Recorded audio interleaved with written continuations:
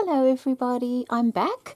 I've been absent for a little while. A few things have been going on in normal day-to-day living and, good and bad, so I had to have a little bit of time off, but I have managed to make a journal, a beautiful little Petite style vintage journal. This is using the beautiful laces and papers from Lavish Laces. It's a design team project. It is a 2-signature journal and it measures 5 3/4 by 4 inches approximately, with 48 pages. All the laces in this journal are from Lavish Laces, and all the beautiful ledger papers and receipt papers and things are also from Lavish Laces. She has a wonderful variety of things in her Etsy store, and I'll put a link to that in the description box below, along with a discount code, just in case anybody is interested in visiting her store. So the front cover is covered in a ticking fabric, a beautiful grey fabric, also a tea-stained lace and 2 trims. I have machine stitched around it.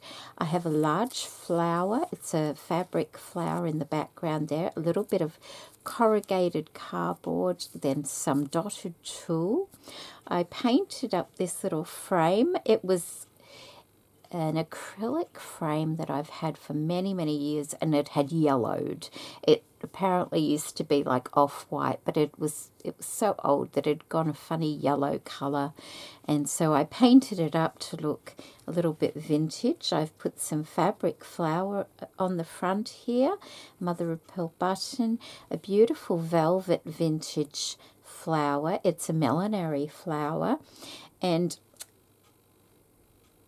I did not draw these lines on. They were on there. On the article that it came off, it was sort of scrunched, so I guess the lines looked a little bit different than when you open it out. This is what it looks, but I like it. It's authentic, so I'm keeping it that way. And just a little bit of tulle here and some string tied in a bow. A little bit of wedding, corded lace down the bottom there, and that is also from Lavish Laces. So that is the cover. I have a lovely polka dot fabric to tie the closure, and then we'll get inside, shall we? There's about 20 tags throughout, approximately, I would say. Lots of machine stitching, so that is that. And lovely, oh, that is a book page from my own book. Lovely laces and fabrics. Another little tag in there. Beautiful papers. That was one of the papers from Lavish Laces. I did not cover the back of it because I like the, how old it looks, so I've just left that one. It's like a cardboard anyway. I did cut out a little decorator papers of my own. I cut some pieces out and did some like machine stitching without thread, just to add some sort of texture to the page. I've made a little booklet here. It's just with leftover papers,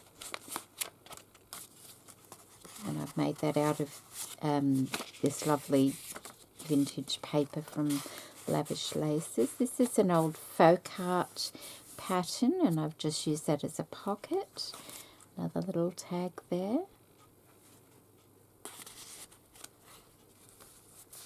Just a flip up. A piece of the lace cut out and stitched with a button. That lace is white, but I tea-stained it. I did a little bit of hand stitching on this, a cross stitch. Beautiful lace, that one. Another tag. Lovely size, this journal. Just a bit of book paper and fabric there. Little flip up.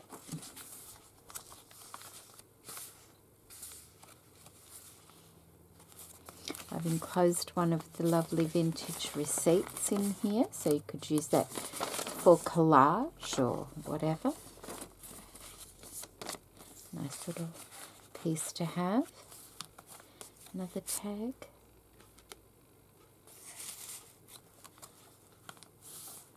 Lots of tags to write on, but you can also write behind them as well. My journals are generally for people who enjoy writing in journals or scribbling or drawing or whatever. You can paste things into them as well and, you know, make them more elaborate because they're never overdone. A little bit of calligraphy paper of my own in here as well, and a bit of book binding remnant.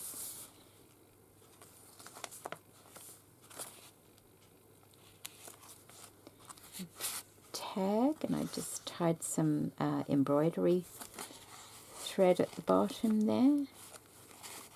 I'm tucking that in just so it stays neat for whoever. There we go. I did a tag, and that matches the lady on the front there. So you have a bigger picture with beautiful lace behind it. There's the back. Where did she go? Oh, here.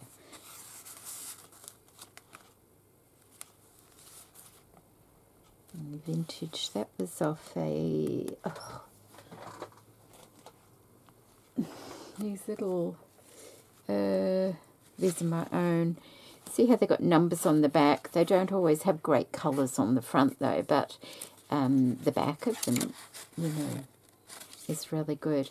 But I did find, let me just show you, I did find that because sometimes you don't want these really bright colours, but it actually, if you're very careful, it peels off. Alright, it does take, you've got to find the right, because you don't want to take the paper off as well. You just want to take the, oh, here we go. I think I got it. See how it just comes off? So it's like Easter egg wrapping paper, and then you're left with the texture, if you don't want the colour, the texture and the number on the other side. So that was rather good. Oh, where did I get that from?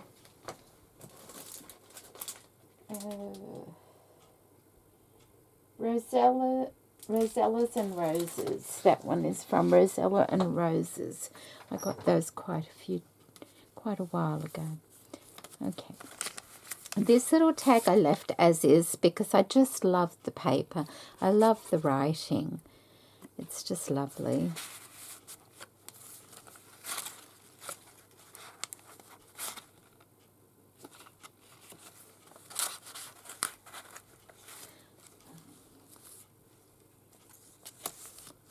There's the centre. I've just put a little, one more of those folk art painting patterns in there. You could glue that down if you want, or just, you know, write underneath it. Some more non-threaded sewing. This little tag, and I just popped it there. It goes under that one and just under the petal of that flower. I did double that flower to make it a little bit stronger. Another lovely tag.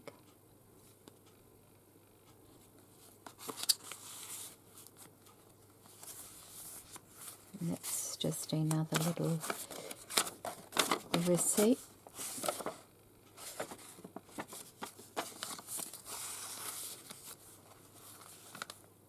Little tag. Just like that. And then on the back page, I have dated it. I thought that might be nice to do. And in here I've just got another tag at the back there, and a little envelope with just some offcuts of the, the papers that I use for tags and things, just small pieces that could be used to decorate or collage as you wish. So that goes in there also. So that is my little Petite journal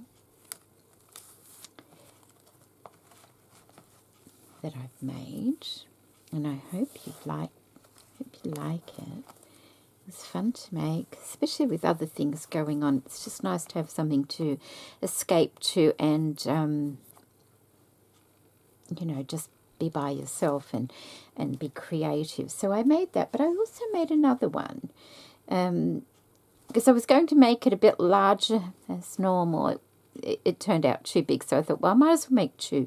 Now, they're not exactly the same, although the front covers look very much the same. They're more sisters than twins, so I'll just do a quick flip through of this one. We'll call this number 2, shall we? Better write that down somewhere so I don't forget.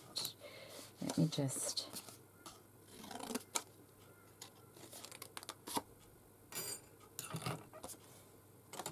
put a number 2. That way I know which is which. So we'll put that in there so I don't forget. So the same sort of thing on the front cover there. That's done the same way. And like I said, it'll have the same sort of components.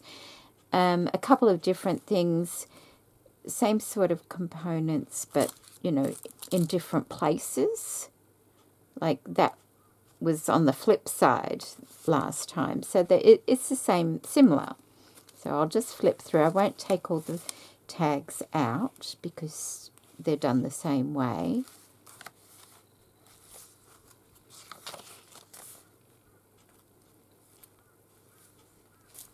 Another little booklet there as well. More cross-stitching by hand. The tags might be slightly different sizes in this one than the other one. This is, of course, different receipts.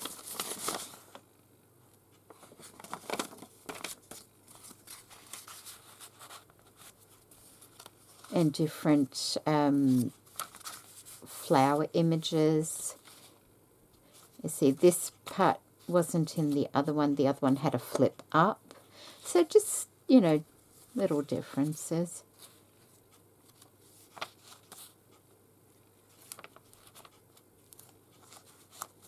Another receipt in there. And of course this one has the same lady that's on the front of this one, which is different to the other one.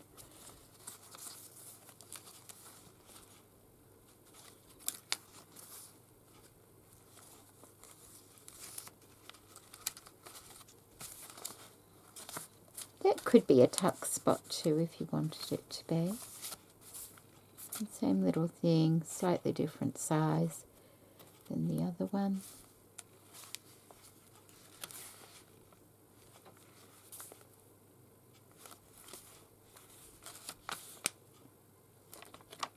I don't think I did that on the other one. Can't quite sure. About. And the same sort of thing in here, tag and offcuts, which will be completely different to the offcuts in the other journal as well. So there's 2. So I hope you enjoyed this video. It was fun making these. These are in my Etsy store if anybody is interested. And I've got details below of Lavish laces. So that's number 1 and that's number 2. So I hope you've enjoyed this. Thank you so much for watching, and hopefully I'll be back with more frequent videos again from now. So take care, everybody. Bye.